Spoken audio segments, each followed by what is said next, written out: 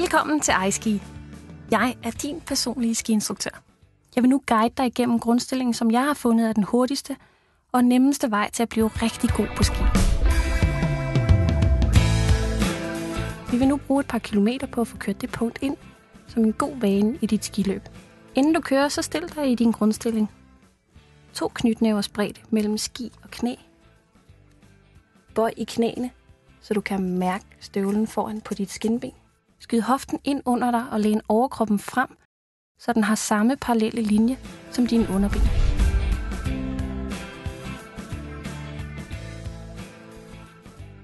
Grundstilling. Du finder punktet på den anden fod.